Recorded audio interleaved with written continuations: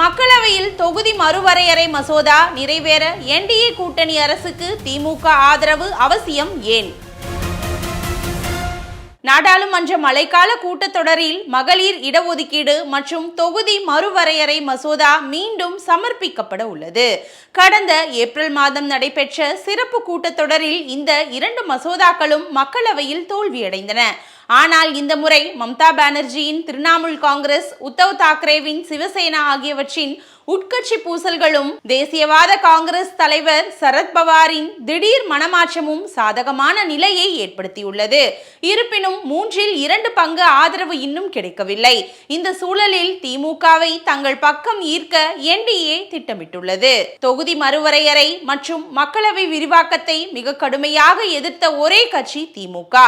மக்கள் தொகை கட்டுப்பாட்டில் சிறப்பாக செயல்பட்ட தென்னிந்திய மாநிலங்கள் தொகுதி மறுவரையறையால் மக்களவை இடங்களை இழக்க நேரிடும் என்று திமுக தலைவர் மு.க. ஸ்டாலின் வாதிடுகிறார். திமுகவின் இந்த எதிர்ப்பு நிலைப்பாட்டால் கடந்த ஏப்ரலில் இந்த மசோதா தோல்வி அடைந்தது.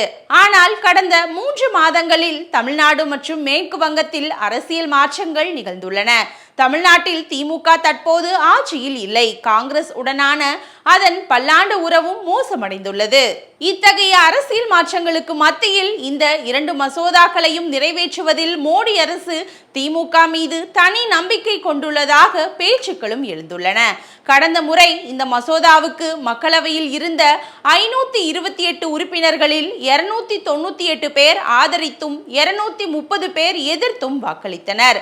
தற்போது என்டிஏவுக்கு மக்களவையில் 299 உறுப்பினர்கள் உள்ளனர். அத்துடன் டிஎம்சியின் 20 எம்பிக்கள் ஆதரவால் இந்த எண்ணிக்கை 319ஆகவும், தற்போது பேச்சுவார்த்தை நடத்தி வரும் சரத்பவார் கட்சியின் 8 எம்பிக்களை சேர்த்தால் இது 327ஆக உயரும். இதனிடையே கடந்த ஏப்ரலில் 5 என்டிஏ அல்லாத எம்பிக்கள் ஆதரவு அளித்ததன் அடிப்படையில் மொத்த எண்ணிக்கை 332ஆக உயர்ந்துள்ளது. மக்களவையில் மொத்தம் 543 எம்பிக்கள் உள்ள நிலையில் 2/3 பெரும்பான்மைக்கு 360 உறுப்பினர்களின் ஆதரவு தேவை. எனவே அரசுக்கு மேலும் 28 எம்பிக்களின் ஆதரவு தேவைப்படும். இதனால் திமுகவின் ஆதரவு இல்லாமல் இந்த பெரும்பான்மையை அடைவது கடினம். திமுகவின் 22 எம்பிக்களின் நேரடி அல்லது மறைமுக ஆதரவு கிடைத்தால் மட்டுமே மசோதா எளிதாக நிறைவேறும் சூழலும் உள்ளது.